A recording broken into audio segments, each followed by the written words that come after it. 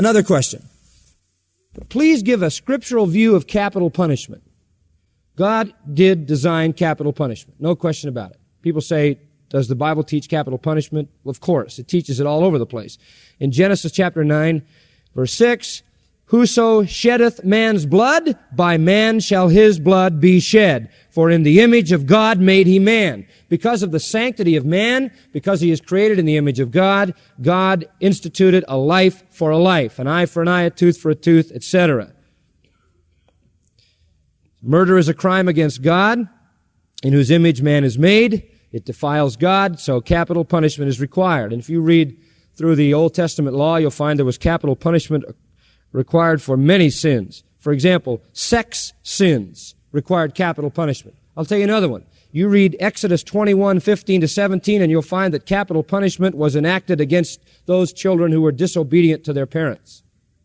Capital punishment. In Exodus 21:16, kidnapping. You know something interesting?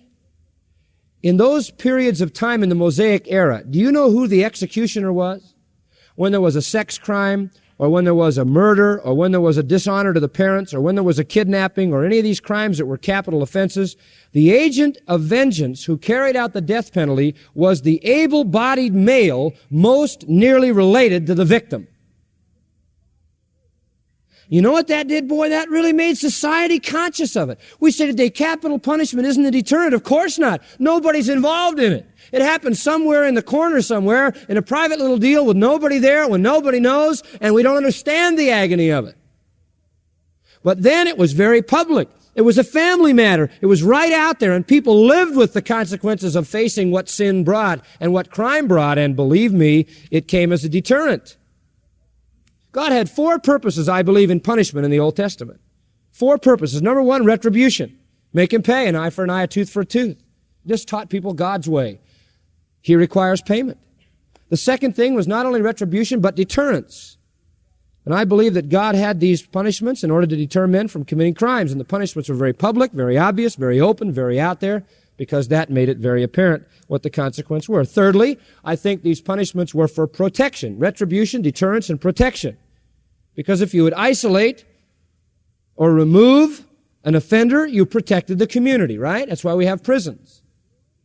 To lock up people that can't live in society without hurting other people. And fourthly, I think God's purpose in these kinds of punishment was purification. He wanted to keep Israel pure, so he wanted to remove the evil people. For these reasons, God instituted capital punishment. There were 3 methods in the Old Testament: stoning with the sword, burning. Stoning was used for those morally guilty. Swords were used for those who committed murder, and some even were burned. There is an interesting incident there in Leviticus 20, verse 14. If a man take his wife and her mother, it is wickedness. They shall be burned with fire. Sexual sin there, burned with fire.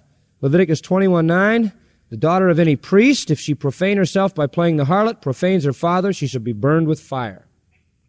Does the Bible teach capital punishment? Yes. And I believe that if it was still done in a biblical fashion today, we'd have a lot less crime than we have now. All right, another question.